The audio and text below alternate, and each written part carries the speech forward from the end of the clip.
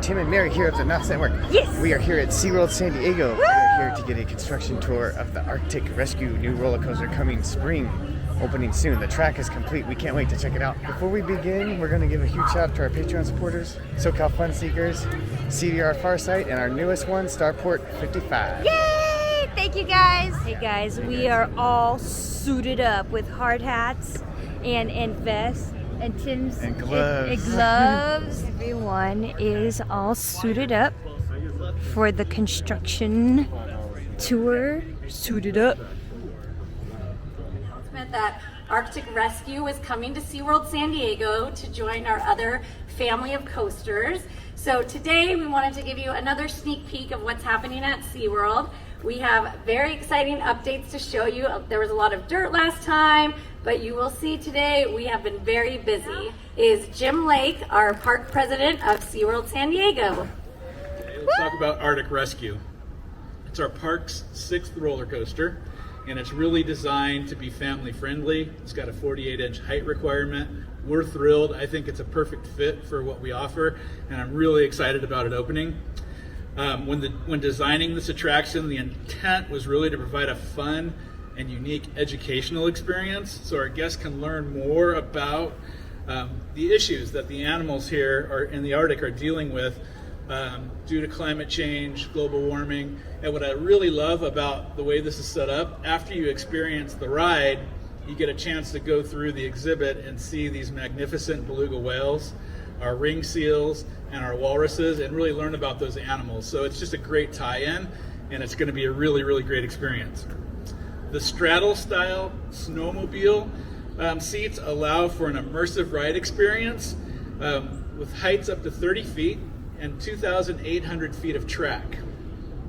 So the guests will race through this chilly adventure through 3 accelerating launches at speeds up to 40 miles per hour on this family-friendly experience.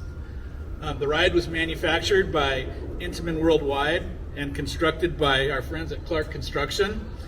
And it's the only triple launch straddle coaster on the West Coast. And we're thrilled to offer this unique ride experience here at SeaWorld San Diego. So our team, along with Clark Construction, has been very, very busy with over 35,000 craft hours to get where we are today. I've got some pretty cool statistics here. They've removed over 15,000 cubic yards of dirt. So I think if you were here the last time, you saw the big dirt pile. That was a tremendous effort. They have added 2,900 cubic yards of concrete. They've built over 314 concrete pillars, and you will soon see 400 tons of steel that was used to construct the ride. So a lot of great work and a lot of great progress. Just to sweep it up and clean, and so be mindful of where you're walking and what you're touching. We just poured the concrete that we're going to be walking on, so lots of good stuff. So come on with me and we'll stop inside, and then we have a couple stops along the way, and then we're going to go out and take a look at the track outside. The Arctic Rescue loading station, this is where we're going to be beginning our journey. You can see the queue rail set up. If you remember from last time, this used to be our Wild Arctic Simulator base, so you're standing in what was briefing room 4. I'm actually standing on top of the track, so we have a little bridge set up, and as we go across, we'll be able to take a look at that. But as Jim said, this is going to be the longest, fastest, and the only triple launch straddle coaster on the West Coast, so we're really excited about that. We're going to be traveling, and you're going to get to see the 2,800 feet of track that's going to take us on speeds of up to 40 miles an hour.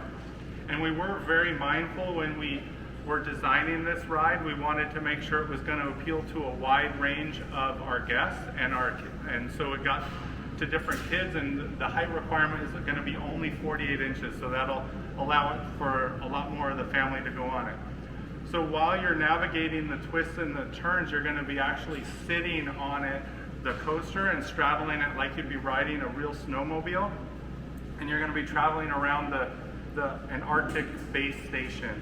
So there's still obviously a lot of theming that needs to be added into this building. We haven't even put all the final paint on the walls, but this is going to give you a good inside look on what we're looking for. And now that we have the coaster actually bolted in, we're going to be able to start on that process. As you remember, we started the construction project back in August. But we've actually been in the planning stages for this since 2019. So it's been a lot of hard work, and we're getting ready. We're getting to that finish line to get it open. And it's hard to tell right now, but when you see the rest of the track, you're going to see that we're getting really close to testing. The next step for this ride is going to be to complete all the electrical testing. And one of the fun facts is that we've installed 11 miles of cables that go out and control the ride and power it. So there's a lot. I was just really blown away by 11 miles of electrical cable.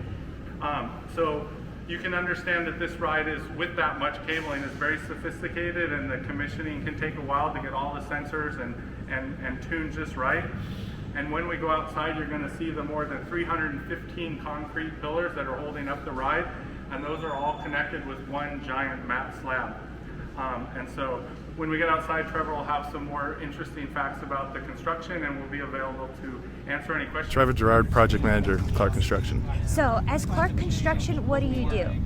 I manage the project controls, so financials and then materials. So making sure on a project like this, it's very short. We got to make sure that it's critical. The materials are here before they're needed to get the work done in time, so we're not waiting around for them. So me and my team kind of really are in that space. As a construction company, how does it work from getting the materials from Intamin and then planning out the layout? Luckily, for this particular roller coaster, it was already mostly manufactured because of the COVID delays that it had. So we were lucky in that most of the track was already done and the drawings were already done. So really we had kind of a done set control thing to go off of, and we just built everything else around it. Really, that was like the one thing that couldn't change was the track, because it was already built. That's amazing. Yeah. Could you tell me your responsibilities as project manager? This ride, so I have a team of project engineers under me that oversee individual trades. So a couple of them will look at just concrete, and a couple of them will look at just the steel, and I kind of oversee all of them together as a team. Okay, are you a roller coaster fan? I am a roller coaster fan. Yeah, could you tell me what you are most excited for? What do you So I think honestly it's how dynamic it is without the shoulder bar. Like if I think it's longer than the one in Texas, and that was fun, just being able to move around and actually getting the side to side motion without being kind of restrained and not moving. That's what I'm most excited for. Excellent. Do you have any final words of what it's like to be a project manager in construction and working at a theme park? Honestly, just happy for the opportunity. You know, we don't get to do these kinds of things every day. They don't come up every day, so I was happy that I was in the right spot at the right time, and that SeaWorld put their trust in us, and it's all working out. So we're very thankful for that. You guys want to head this way? We're going to go all the way down. We can get a good look at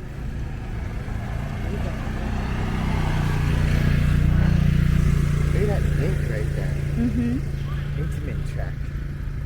Intamin WorldWide. Again, just because we're proud of especially the amount of craft labor that's gone into this job in such a short time.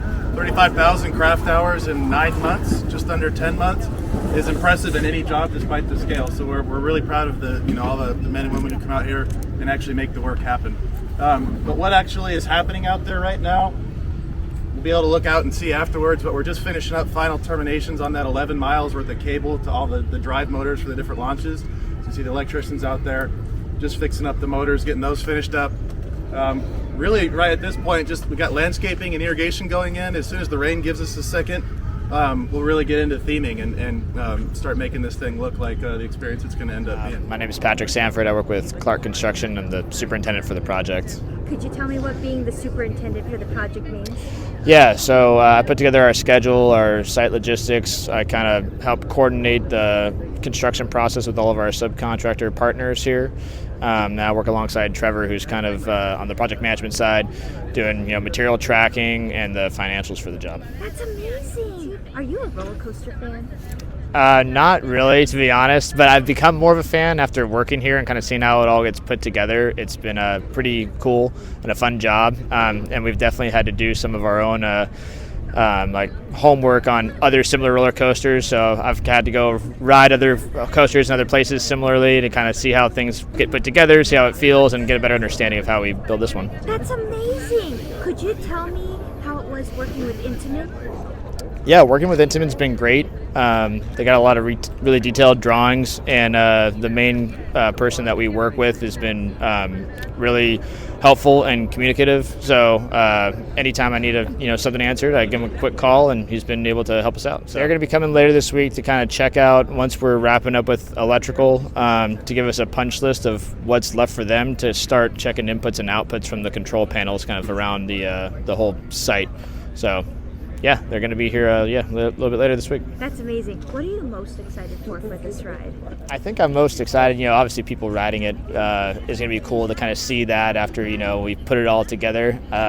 But what's kind of coming up for us that I'm excited about is the theming that we're going to be able to do. So we have stuff going on inside the station and then stuff coming out on the site too for theming. And I think it's going to really tie together the overall experience of the rider. Tim, what do you think about looking at all this construction goodness? Oh, this is cool.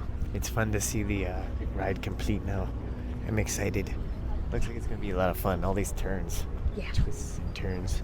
I'm excited too. Look at that. That's so cool. We are so happy you joined us on this journey to see the behind the scenes. It's the completed track of Artic Rescue. Look at that. It's going to be, we are so excited to ride it. So excited. It's going to be so much fun. It looks a lot of fun. The turns and everything like that. It's going to be exciting. Yeah. We can't wait. Yes. Thanks so much, SeaWorld, for the invite and the opportunity to check this out. Yes. We're also going to give a huge shout out to our Patreon supporters: Tom, Cookie Trails, Tucker Time, SoCal Fun Seekers, Crow Slots, CDR Farsight, and Starpoint 55. Woo! Thank you so much, you guys.